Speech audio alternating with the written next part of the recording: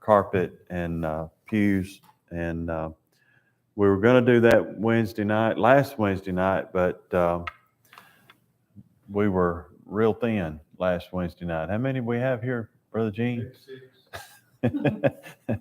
So there wasn't many at all, and we felt like something of that magnitude, we needed to wait until the bigger part of our church family was here to be able to discuss this. So we'll do that tonight and take care of that. So, but chapter 19, verse 1. Verse 1 says, "In the 3rd month, after the children of Israel had gone out of the land of Egypt, on the same day they came to the wilderness of Sinai. For they had departed from Rephidim and come to the wilderness of Sinai and camped in the wilderness." So Israel camped there before the mountain. So they were here quite a long time.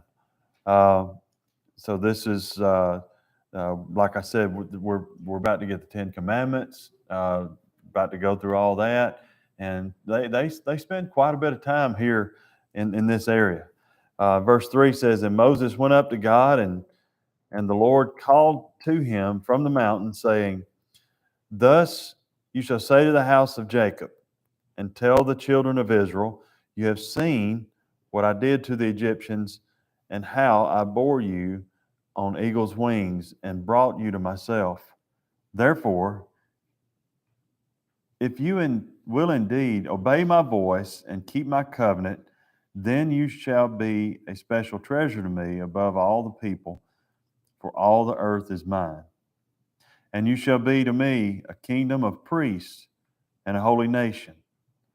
These are the words which you shall speak to the children of Israel." So these folks have come to God. God is on this mountain. He's comes to Moses on this mountain, and he's speaking to Moses, and he tells Moses this. What's God's request here? Keep my covenant. And he's about to go deeper into what he wants from them, and he gives them the 10 Commandments, but he says, look, you need to be able to keep my covenant. In other words, you're going to be my people, and I'm going to be your God. My word rules. It reigns, is God's word. And what they're about to get is the 10 Commandments, and then it's going to even get more and more and more detail. But how is that different than today? How is it different than today? We today have mercy in the form of our Savior who paid for our sin, and we still have the law, we still have the 10 Commandments. But we no longer have sacrifices that we have to make daily. So what should we do with the 10 Commandments?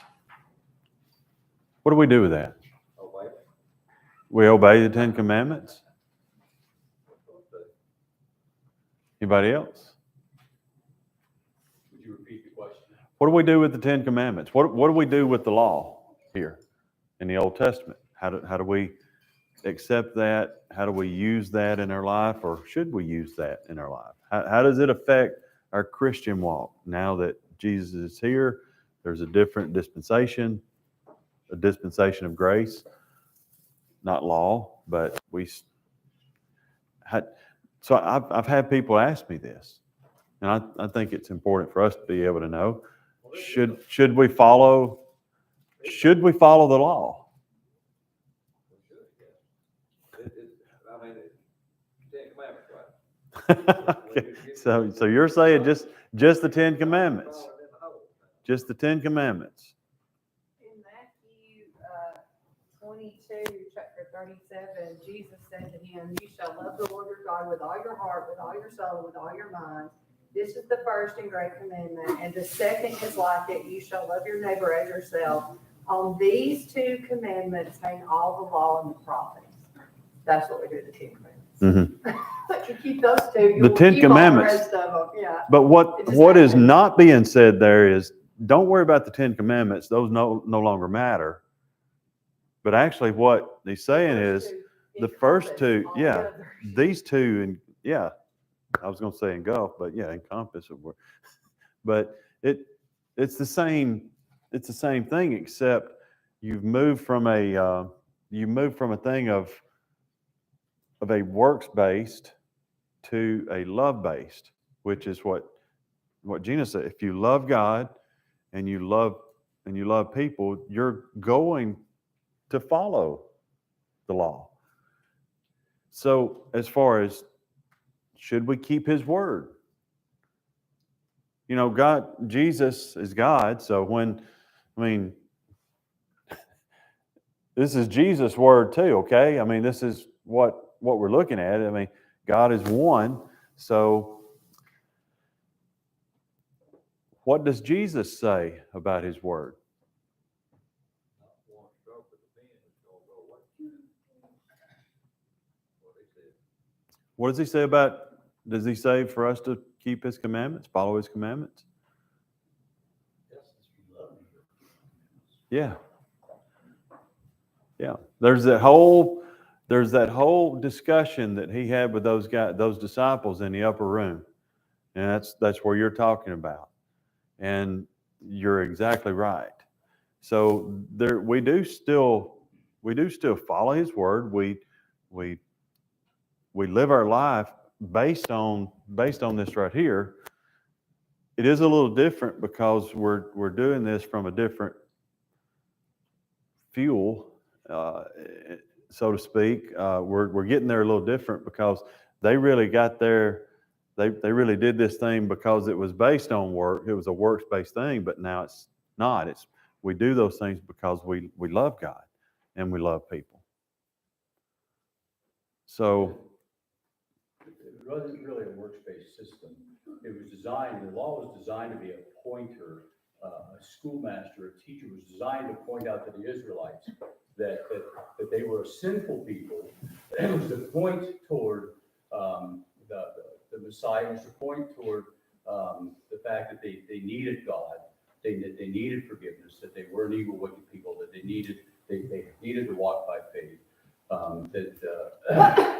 that they needed, as was already mentioned, that they needed to love the Lord their God with all their heart, their soul, and might, and to love their neighbors yourself. That's the two tables of the law. The first 4 commandments of the law is to love the Lord their God with all their heart, mind, soul, and strength. There's only one God, and it's Yahweh. And the rest of it, the second table, is all about loving their neighbor as themselves. Thou shalt not covet, steal, control, etc.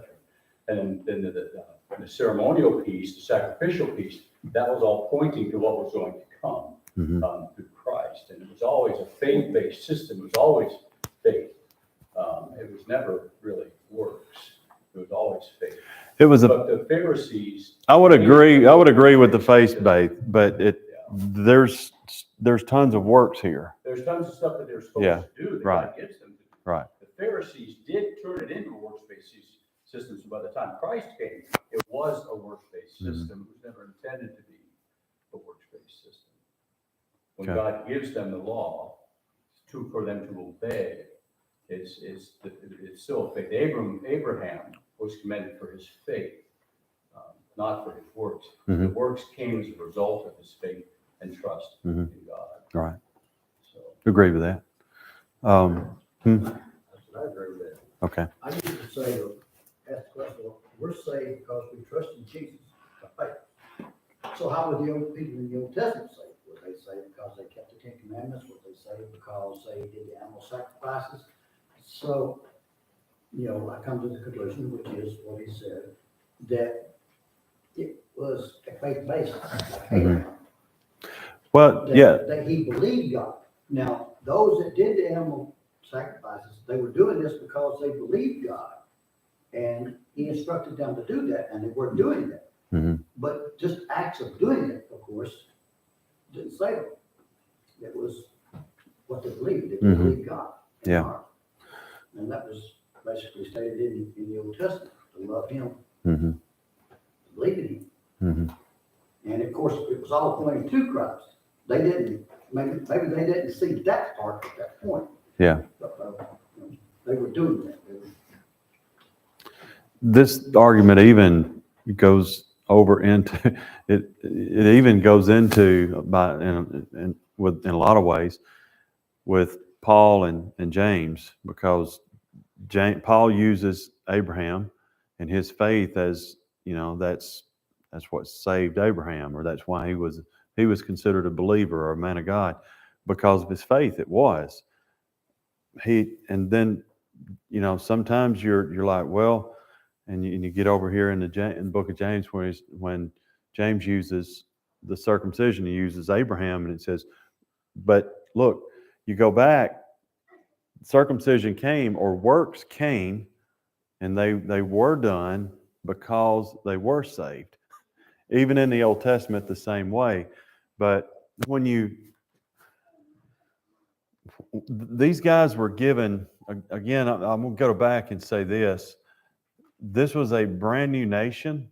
They'd been living under Egyptian rule, which had their own different way of life. They're out here with no laws. They have the law they knew kind of in their heart not to do certain things, but nothing was written down. And this is what they're building as they're going through this desert. They're building and building this nation, and the laws that they have for this nation to be able to live by, which it still really should be going on today. And in some part it is, but now let's move on. Verse 7 says, so Moses came and called for the elders of the people and laid before them all these words which the Lord commanded him. And the people answered together and said, all that the Lord has spoken, we will do. So they're on board, right? They're on board. They said they're on board. They said they're on board. Whatever God said, we're in it. So Moses brought back the words of the people to the Lord, and the Lord said to Moses, behold, I come to you in a thick cloud, that the people may hear when I speak with you and believe you forever. So Moses told the words of the people to the Lord.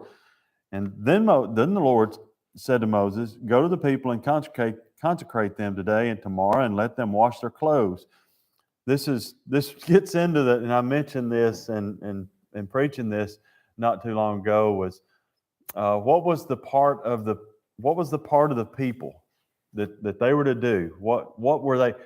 This consecration, this was being prepared for meeting with God. They were to bathe, and they were to wash their clothes. They were to be clean, and then also they were going to find out that and they'd actually already said that. Then all the people answered and said, all that the Lord spoken, we will do. In other words, we're accepting His word. We're accepting who He is. We're accepting who He says He is.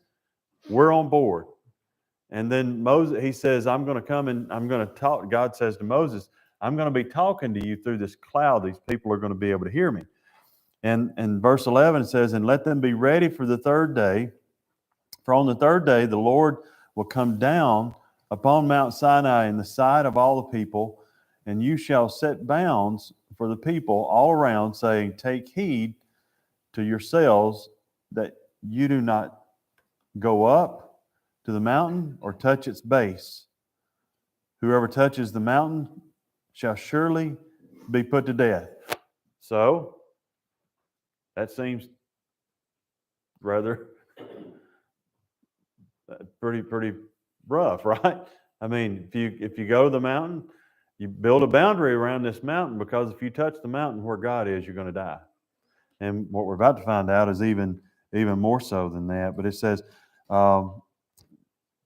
that whoever, or verse 13, not a hand shall touch him, but he shall be surely stoned and shot with an arrow. Whether man or beast, he shall not live. When the trumpet sounds long, they shall come near the mountain. So their process was to go consecrate themselves, to wash themselves, to wash their clothes, and be ready to follow what God's word says, and to be ready to be able to meet with God. They've yet to to meet with God. In this light, anyway, they've been able to be led by God. But Moses, up until this point, is the one that's been speaking with God. So Moses went down from the mountain to the people and sanctified the people, and they washed their clothes, and they said to the people, "Be ready for the third day. Do not come near your wives." In other words, stay away from your wives sexually. And in verse 16 it says, "Then it came to pass on the third day in the morning that there were thunderings and lightnings and a thick cloud on the mountain, and the sound of the trumpet was very loud, so that all the people who were in the camp trembled. And Moses brought the people out of the camp to meet with God. And they stood at the foot of the mountain. And now Mount Sinai was completely in smoke, because the Lord descended upon it in fire. Its smoke descended like the smoke of the furnace, and the whole mountain quaked greatly. And when the blast of the trumpet sounded long and became louder and louder, Moses spoke, and God answered him by voice. And the Lord came down upon the Mount Sinai and on top of the mountain, and the Lord called Moses to the top of the mountain, and Moses went up. And the Lord said to Moses, "Go down and warn the people, lest they break through to gaze at the Lord, and many of them perish. Also let the priests who come near the Lord consecrate themselves, lest the Lord break out against them." But Moses said to the Lord, "The people cannot come up to Mount Sinai, for you warned us, saying, 'Set bounds around the mountain and consecrate it.' And the Lord said, 'Away, get down, and then come up, you and Aaron with you, but do not let the priest and the people break through to come up to the Lord, lest he break out against them." So Moses went down to the people and spoke to them. So this is set up for what we're about to see in chapter 20, is that God is going to give them the Ten Commandments, which is big. It was big. It's monumental. It was then. It was 2,000 years ago. The Ten Commandments are still big today. The Ten Commandments are written all over in Washington D.C. and on monuments, on things where we built this country was based on Judeo-Christian theology, and you can say it's not, or people can say it's not. All they want to say it's not, but it is. It still has an effect on us till today. The Ten Commandments. So let's look at those real quick. "And God spoke all these words, saying, 'I am the Lord your God, who brought you out of the land of Egypt, out of the house of bondage. You shall have no other gods before me, and you shall not make for yourself a carved image, any likeness of anything that is in heaven above.'" So let's stop there. It says, "I'm the Lord your God." Again, wanting the people to be able to remember who brought them out of Egypt, and he says, "I brought you out of Egypt." And he says, "out of the house of bondage." So, verse 3, first one, "You shall have no other gods before me."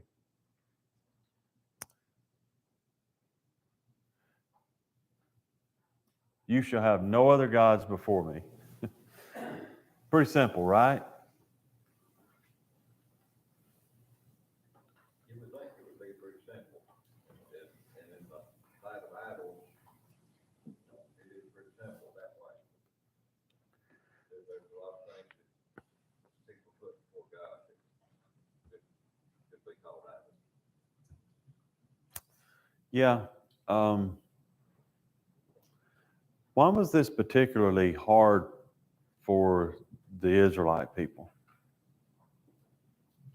They just came out of Egypt, and that's probably about all they knew about worshiping. They're used to having that God that they can see, or what they claim. Yeah. That they can see and fall down and worship that God. That's why they have to make it go together. There were hundreds of gods that they were just always, I mean, they could sit down and name them, I mean, that even rolled over into, um, when the New Testament was written. The Romans and the Greeks, they had a different God for for everything under the sun. And if you remember Jethro in the last chapter, in chapter 18, he come and he started talking about the God of Israel is the God. And he talked, these other gods, no. He said, but Israel's God is the one and true God. And that's what he was saying. That's what God is wanting Moses. And that's what he says, you shall have no other God before me. Now, when he says that,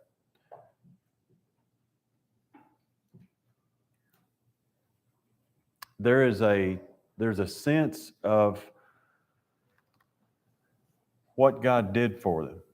So that happened in verse 2, but in verse 3 again it says, "You shall have no other gods before me." In other words, being a provider, God is. When I think about this, I think about God being our source, and He is our only source. Should we look at this the same way? I mean, when we're talking about this, should we have any other gods before God?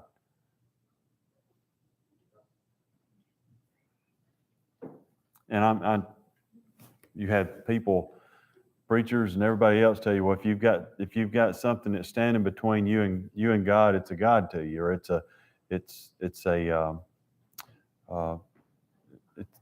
at least an idol. Yeah, so don't have any other gods. How long before this one is it's number one? So how long before it's broken?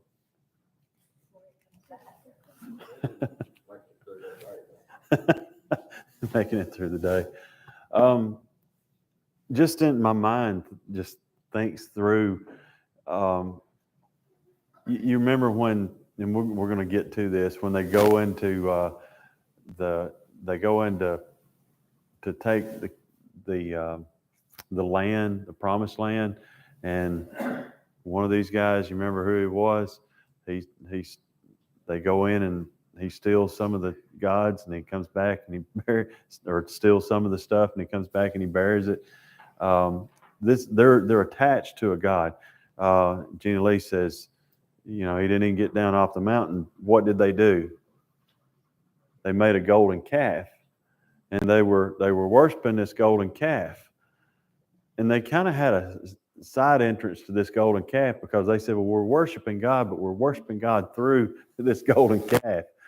But still, there's this God. A golden calf doesn't provide.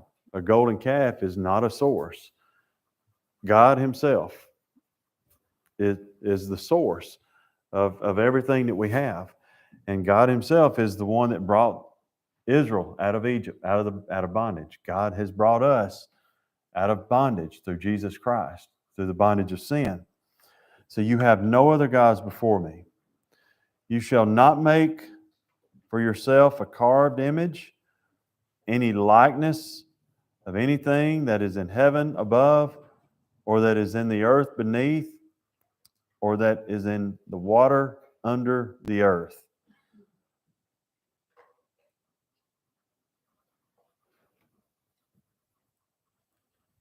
Let that sink in just a minute. So you shall not make for yourself a carved image of any likeness of anything that is in heaven above, or that is in the earth beneath, or that is in the water under the earth. You shall not bow down to them nor serve them. For I, the Lord your God, am a jealous God, visiting the iniquity of the fathers upon the children, to the third and fourth generations of those who hate me.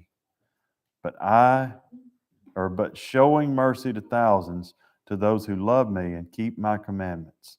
So God's a jealous God. He says, don't have any other gods before me, and don't create any carved image or likeness of anything in heaven or above or that is in the earth beneath. What is that referring to? It seems to be everything, doesn't it?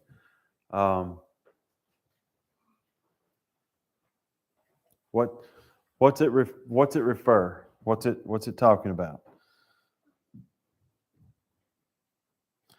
Well, you shouldn't make it to worship it. I mean, you can make them, but you don't have to worship. I mean, that's the way I see it. You can make them, but you don't have to make them to worship. Mm-hmm. It says, don't make any image or carving of anything. Mm-hmm. But I think it's, and it goes on to say, you should not worship Mhm. these. Yeah, I would agree with that. I agree with most everything MacArthur says. I like what he says about this. He says the mode of fashion of worship appropriate to only one Lord forbids any attempt to represent or caricature him by the use of anything he has made. Total censure of artistic expression was not the issue. The absolute censor of idolatry and false worship was the issue. Violation would seriously affect succeeding generations because the Lord demanded full and exclusive devotion, i.e., he is a jealous God, and the worship of man-made representations was nothing less than hatred of the true God. Do we have that today? Around the world? Yes. Absolutely. Yeah, not in here, but yeah, around the world. How so?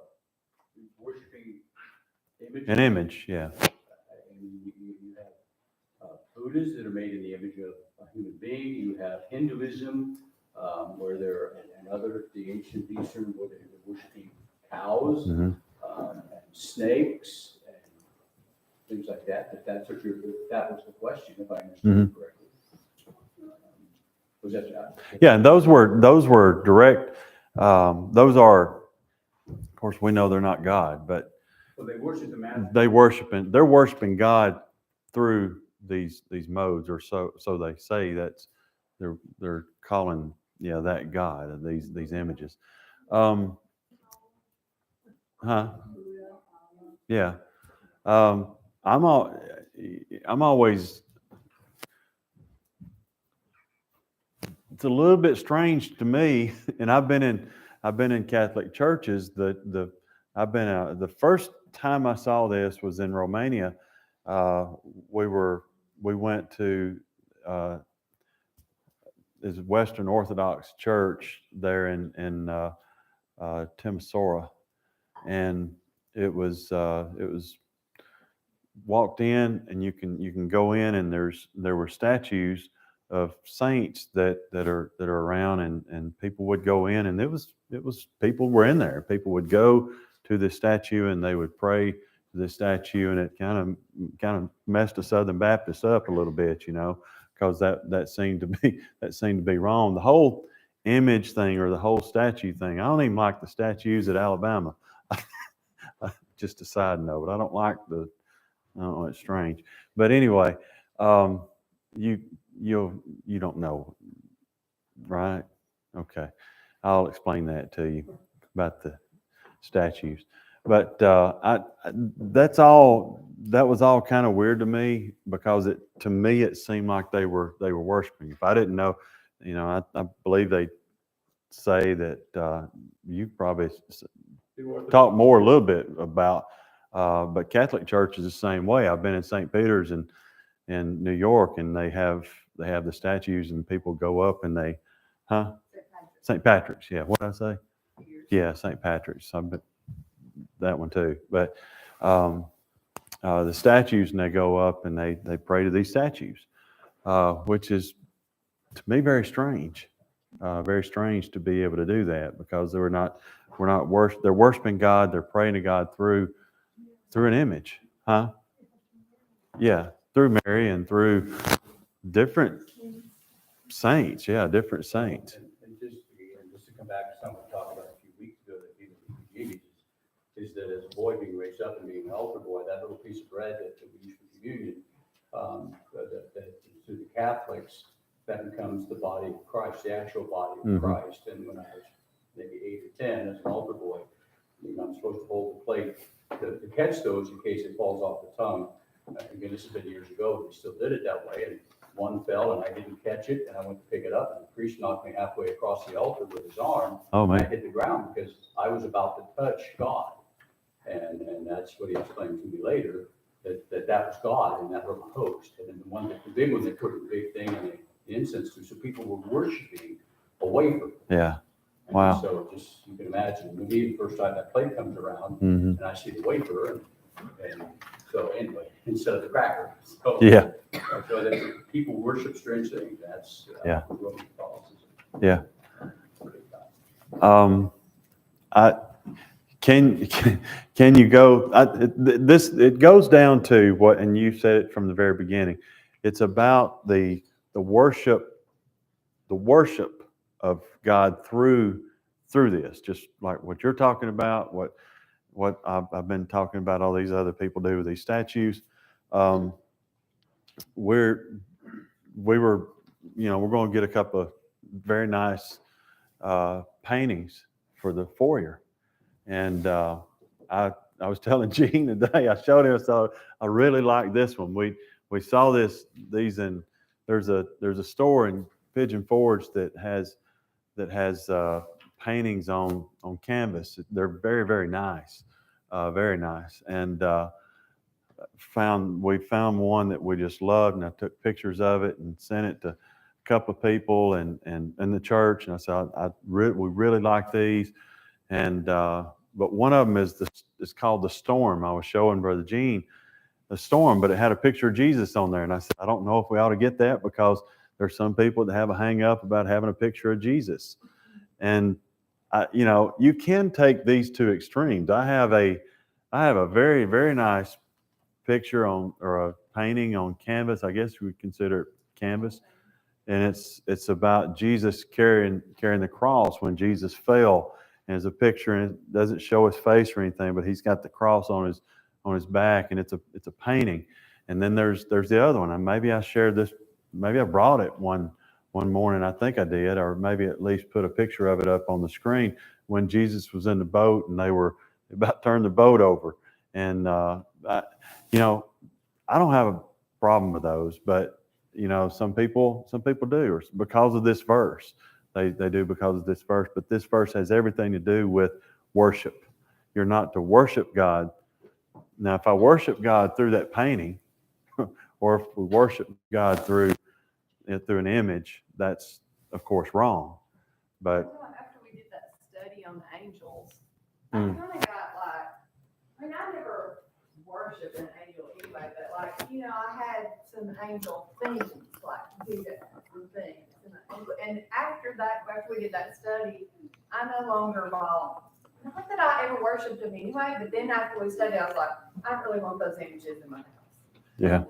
You know what I'm saying? You just you just become more aware of things like that.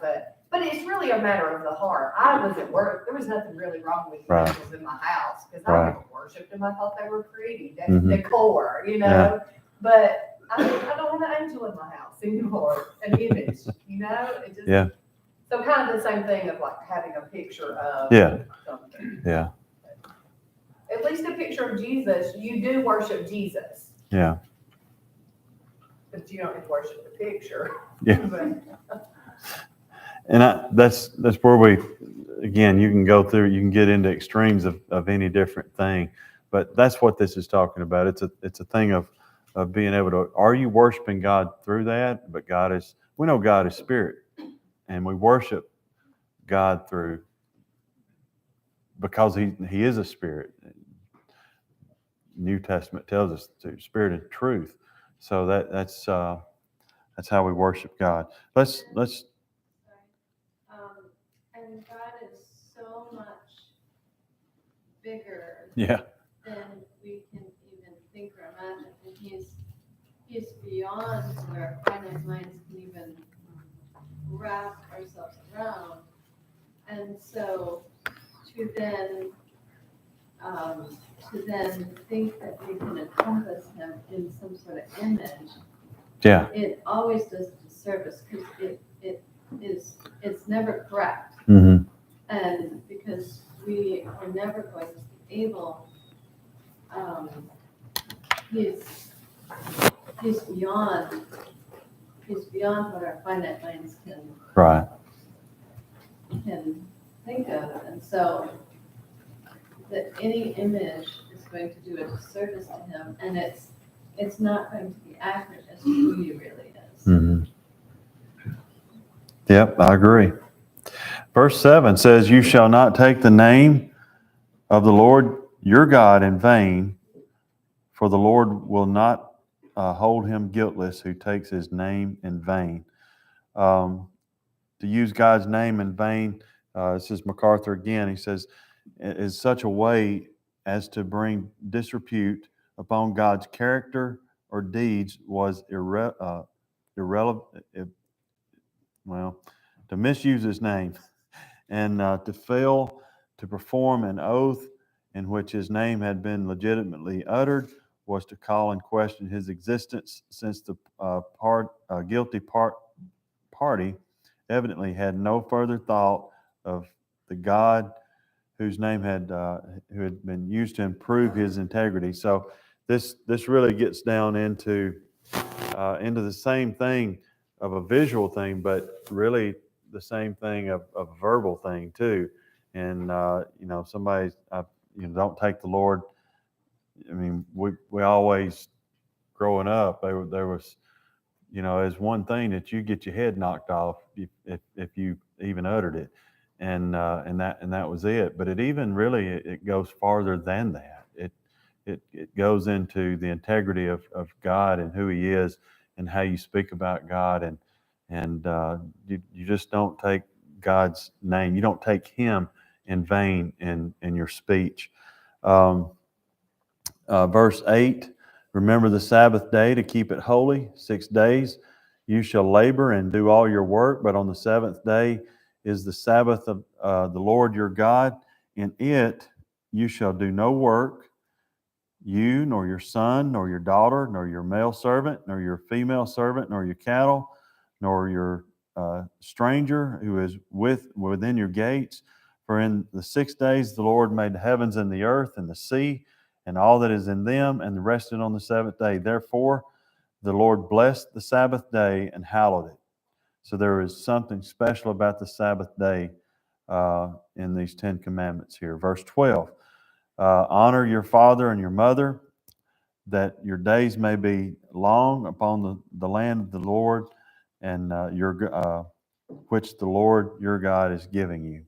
In verse 13, you shall not murder. Verse 14, you shall not commit adultery. In verse 15, you shall not steal. You shall not bear false witness against your neighbor, or lie, basically.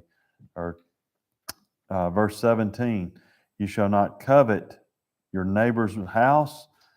You shall not covet your neighbor's wife, nor his male servant, or his female servant, nor his ox, or his donkey, or anything that is your neighbor's. In other words, the covet is not, you pull up out here. I don't know whose truck this is. Whose new white truck is this sitting out here?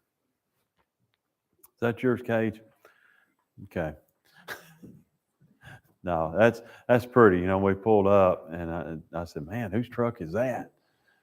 And we got to talking. It's probably Cage's, because he wrecked his, and that's probably his new one. So to covet is for me to want that truck, and for Cage not to have it, for him not to have it, and that's what coveting is. But we're just not. That's not for us to be able to do. Why? I mean, it's fairly simple for us to know these things, like don't murder somebody and don't commit adultery. But some of these others, don't steal, and then don't bear false witness against your neighbor. don't covet, don't want what your neighbor has and him not have that. It's Mark was mentioning, the first 4 of these commandments had to deal directly with God and how man deals with God and how God deals with men. But these last 6 is how we deal with each other. And in the same way, in the New Testament, and Gina read that out of Matthew there, it says, you love God and you love people. It's the same thing. It's the same thing. If you love God, you're going to do exactly what God tells you to do. If you love people, you're not going to hurt somebody. You're not going to lie. You're not going to steal from them. You're not going to covet. You're not going to murder them. You're not going to commit adultery. Any of those things. So we're still tied to these.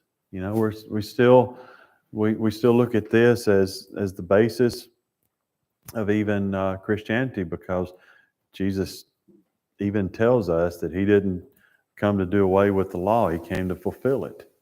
So we still follow God's word. On the note of covet,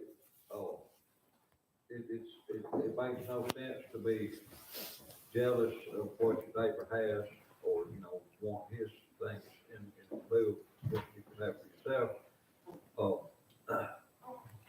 Because, the Lord provides all of it anyway. He provides abundantly. Anything you can imagine you need. Yeah. If you're seeking him, you're gonna have it and have plenty of it. Mm-hmm. If you're not seeking him, you might not get so much, but, you're supposed to rejoice when your brother's blessed. Yeah. And If you cut it, what the other person has, that could lead to stealing, it could lead to murder. It could lead to other things we're not supposed to do. agree. And I Like, told not to commit adultery, coveting the other person's wife or husband or whatever. Yeah. Lead to adultery. yeah. It's the gateway drug. Ain't it? It really is. It becomes a thing of self-centeredness is what it's what it does, because at the point to where you're coveting, it's all about you. It's all about what you want.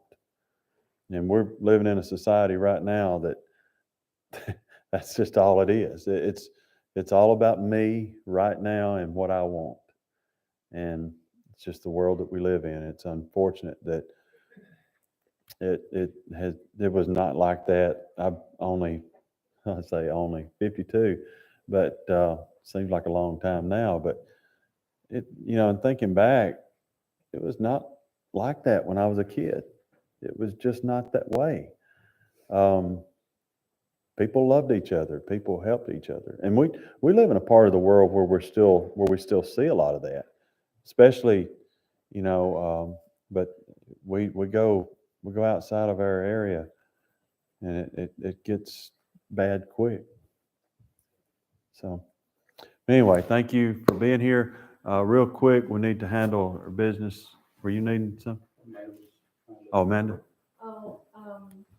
Also with coveting is God reiterates over and over and over again all throughout the scriptures that we need to be thankful to him for whatever he provides us. And coveting is also a sin of ungratefulness. Mm-hmm. It's a sin of God, you didn't give me what you gave them. Yeah. And so I want that, and I don't really want all the things that you gave me. Mm-hmm. And so it encompasses all the things you guys said, and I think it's also ungratefulness, and and it's really it's against God also. Mm-hmm.